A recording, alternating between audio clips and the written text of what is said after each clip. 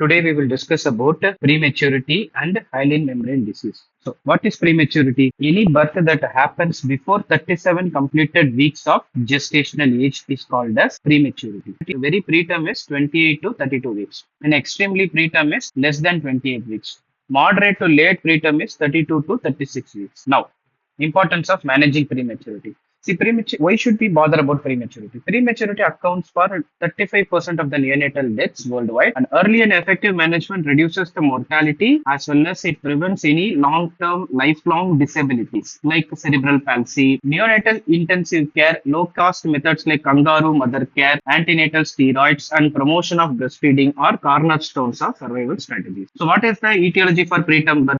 This can be broadly classified into three. One is maternal, then fetal, and then iatrogenic. So coming to maternal, obstetric complications. It can be due to preeclampsia, antepartum hemorrhage like placenta previa or abruptio placenta, then premature rupture of membranes. And in terms of infection, it can be caused due to urinary tract infection, chorioamnionitis, malaria, or torch infections. Chronic illness like pre-existing diabetes or gestational diabetes, hypertension, renal disease, thyroid disorders. Then uterine abnormalities like bicarbonate uterus, cervical incompetence, and fibroids. Lifestyle factors like poor nutrition during pregnancy, smoking, consumption of alcohol, drug abuse, or heavy physical work. Coming to socioeconomic status, poverty, inadequate antenatal care, or teenage pregnancy. Coming to fetal factors.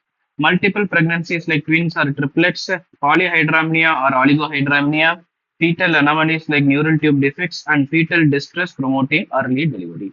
Elective induction or cesarean section before 37 weeks for fetal or maternal indicators. What is the difference between term and preterm baby? So in term, the weight will be more than 2.5 kg, and length will be approximately 50 centimeters, and head to body ratio is proportionate, and skin will be pink and well keratinized, which will be quite opposite in case of preterm with less than 2.5 kg, less than 47 kg, and there will be a disproportionately large head with thin extremities. Skin will be thin, translucent, reddish, and less subcutaneous fat will be there. So the languor hair will be abundant in preterm, and oral cartilage will be soft and easily foldable. Sole creases will be absent or only anterior part will be present. Genitalia, in case of males, there can be undescended testes and prominent labia minora. Muscle tone will be hypotonic and poor reflexes will be there. The activity will be lethargic and poor cry. The thing will be opposite in terms with a sparse languor hair.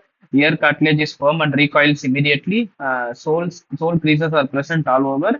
Genitalia appears to be normal, and muscle tone have a good flexor tone and with rigorous activity. Complications of prematurity. The short term include a hyaline membrane disease, apnea of prematurity, or pneumonia. In case of CNS, there can be intraventricular hemorrhage or seizures. So gastrointestinal can cause necrotizing enterocolitis or feeding difficulty. So hypoglycemia, hypocalcemia, and hypothermia, these are all the most important and immediate emergencies in case of preterm. Anemia and hyperbilirubinemia can be there. And retinopathy of prematurity screening has to be done, and sepsis or poor infection resistance can also be there in case of prematurity. This is short term.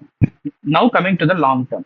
Cerebral palsy, learning disability, attention deficit hyperactivity disorder, autism spectrum. In case of respiratory, bronchopulmonary dysplasia or recurrent wheezing, and retinopathy of prematurity leading to blindness, sensory neural hearing loss, stunting and undernutrition, and later risk of developing hypertension or type 2 diabetes mellitus as described in fetal origin hypothesis or otherwise known as Barker's hypothesis. So this is the mainstay of treatment. So in case of thermal care, incubator maintain at 36.5 to 37.5 degrees Celsius, and kangaroo mother care.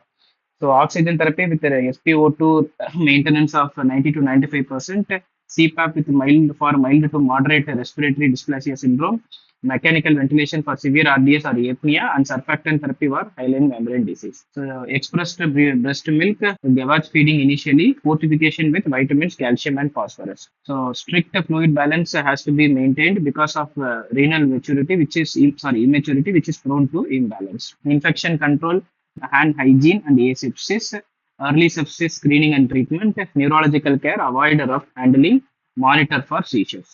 ROP screening, eye examination at 4 weeks, hearing screening at 9 months of age, and then neurodevelopmental follow-up. Coming to hyaline membrane disease.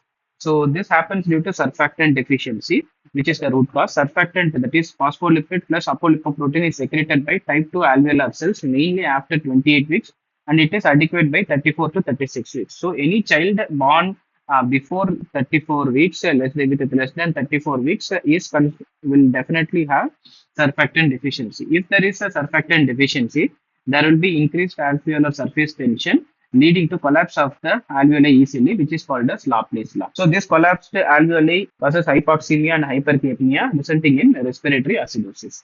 The hypoxia and acidosis damages the alveolar epithelium and capillary endothelium, so which will result in leakage of plasma proteins into the alveoli, resulting in eosinophilic hyaline membrane. So onset happens within minutes to hours of birth. There will be tachypnea, grunting, nasal flaring, and retraction. Cyanosis. Chest X-ray, there will be grounded glass appearance and air bronchograms. ABG, there will be hypoxemia and respiratory metabolic acidosis. So coming to the management, supportive therapy is important, providing warmth, fluid, electrolytes, and nutrition. And O2 and CPAP ventilation has to be given. And the surfactant therapy can be given prophylactically or for rescue, and antibiotics if sepsis is suspected. So antenatal corticosteroids can be given within 24 to 34 weeks to accelerate the surfactant production and avoid unnecessary preterm deliveries. That will help in prevention of hyaline membrane disease. So the take-home points include prematurity is a major neonatal challenge. The complications are immediate and long-term. Hyaline membrane disease is a hallmark of respiratory complication, and it is managed through intensive care in neonatal unit, and prevention is through antenatal steroids, kangaroo mother care, and neonatal care. Hope you have learnt from this presentation. Thank you.